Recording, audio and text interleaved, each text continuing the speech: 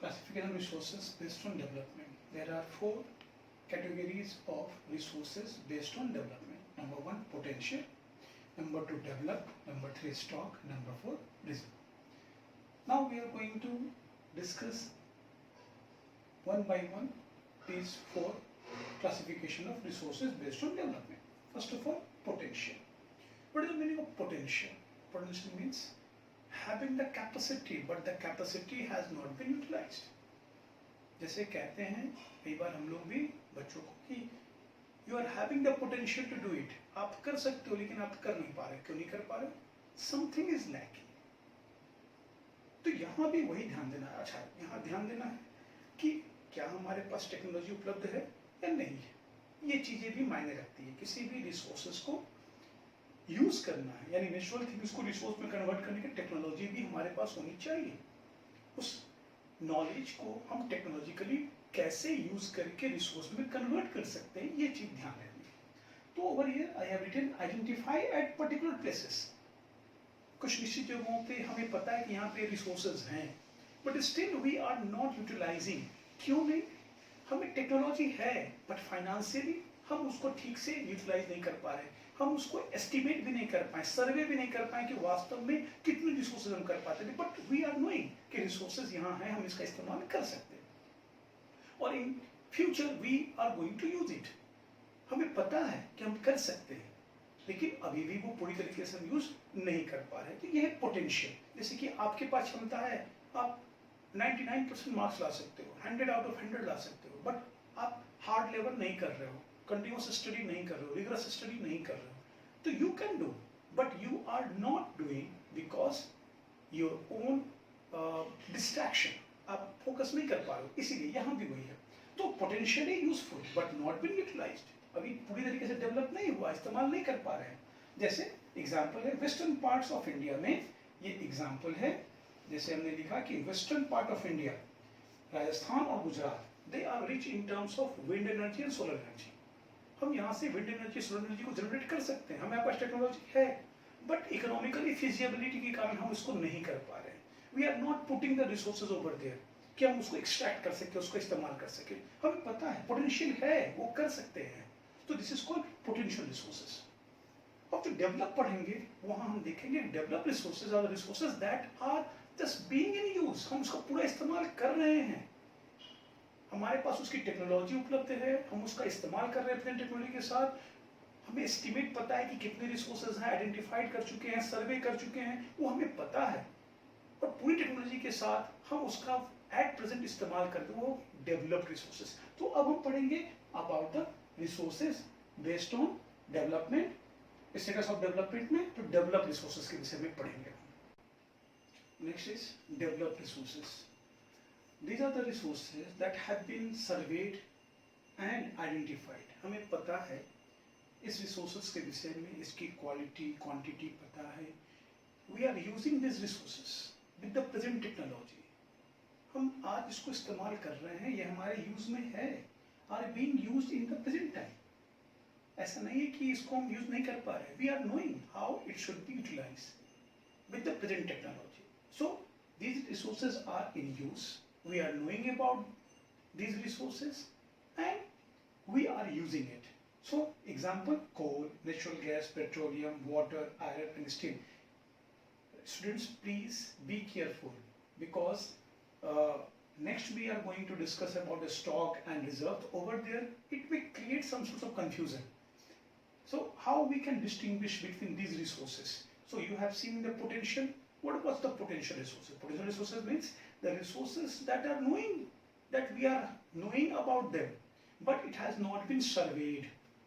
We are not knowing about the quality and quantity, but we are knowing that resources are present at that particular place. But develop, we are knowing the estimation, we are knowing the quality and quantity of the resources. So resources have been surveyed, identified, and it is being in use with the present technology.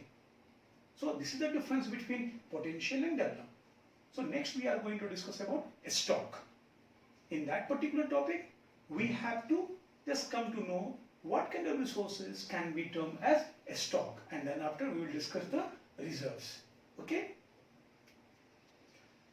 In our day-to-day life also we are using a word stock. Over here also, stock is also a kind of resource that comes under the based on development. It is a classification of resource based on development. What is stock? What kind of resources are called stock?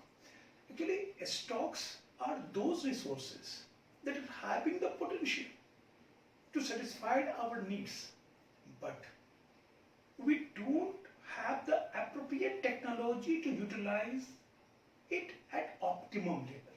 यानी पूरी तरीके से इस्तेमाल करने योग्य technology हमारे पास नहीं है.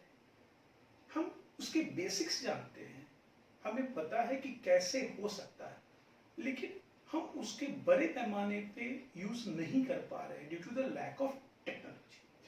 तो in future once we got such kind of technology, हम उस चीज को इस्तेमाल करने लगेंगे तो ये स्टॉक आपका डेवलप्ड हो जाएगा.